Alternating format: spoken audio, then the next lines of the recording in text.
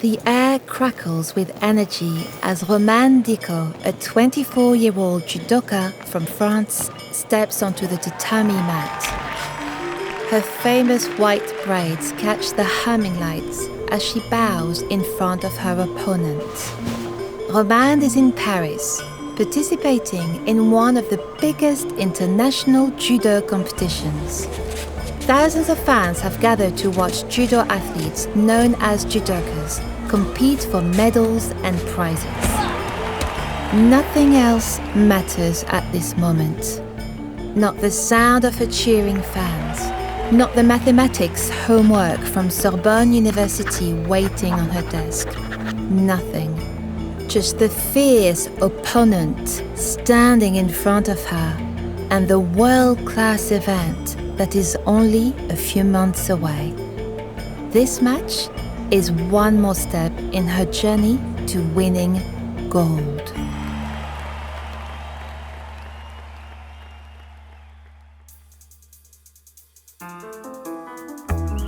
I'm Angélique Talio, and this is Goodnight Stories for Rebel Girls, a fairy tale podcast about the real-life rebel women who inspire us.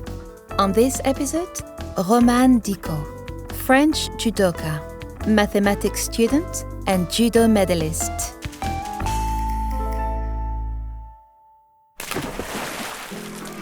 Romane jumped into competitive waters at a young age. Literally, she learned how to swim, and once she was in the pool, she was hooked on racing across the water as fast as she could. Then one day, when she was 13 years old, Romane and her father settled in to watch renowned French judoka Audrey Chameo compete on television. Romane watched in awe as Audrey stayed centered and grounded, then swept her opponent's leg, bringing her down to the mat. Blink and you missed it. Audrey was that fast. The crowd erupted in cheers as Audrey and her opponent left the mat. Judo is graceful and powerful, and it looked like fun.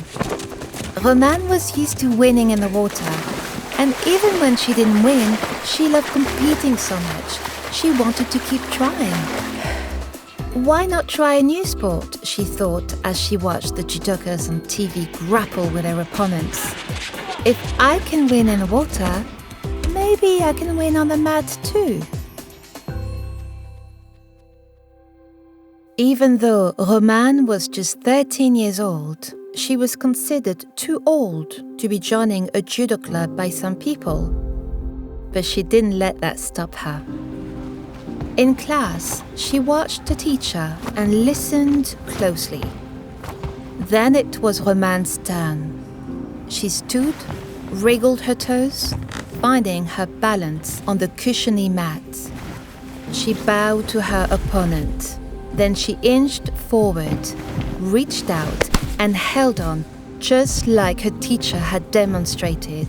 She shifted her weight, causing her opponent to wobble. Her opponent lost her balance and fell, and Romane held her down with the weight of her body. With strength and balance, she had won the match.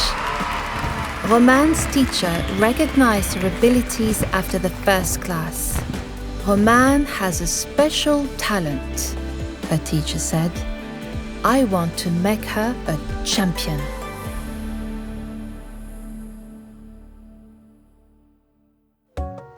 Romane jumped into judo the same way she jumped into the pool as a kid, with all her might and all her heart. Training and competing taught her to focus her energy and power. She won judo championships in Prague, Qatar, and Tel Aviv. Like every athlete, sometimes she lost her matches too. Her opponent would throw her to the mat and immobilize her, but she would get back up and try again. In 2021, Romane competed in the biggest international sporting competitions in the world. and won a bronze medal. But third place was just the beginning. She wanted to keep working to get to first place.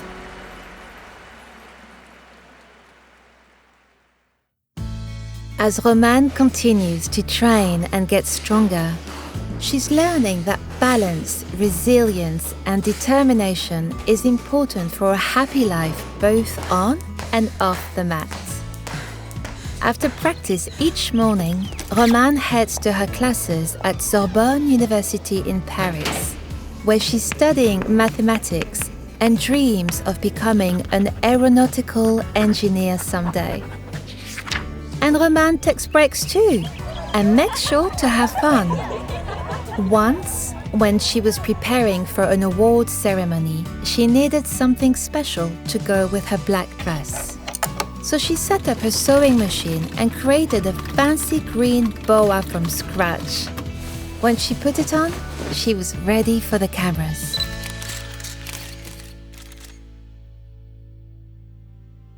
Whether she's on the mat or off, sports, training, and competition have taught Romane she can reach for her dreams and inspire others along the way.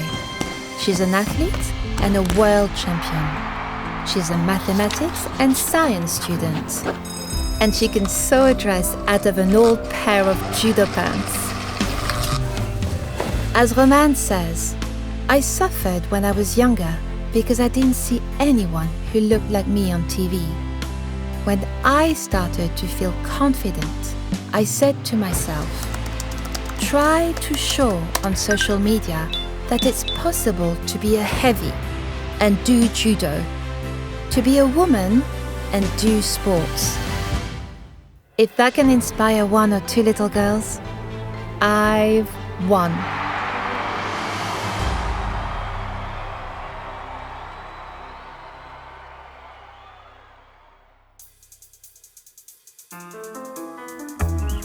This podcast is a production of Rebel Girls. It's based on the book series Goodnight Stories for Rebel Girls. This episode was narrated by me, Angélique Talio. It was produced and directed by Deborah Goldstein, with sound design and mixing by Reel Audiobooks. The story was written by Gina Gotsill. Fact-checking by Eliza Kirby. Our executive producers were Joyce Smith and Jess Wolfe. Original theme music was composed and performed by Elettra Bargiacchi. A special thanks to the whole Rebel Girls team who make this podcast possible. Until next time, stay rebel.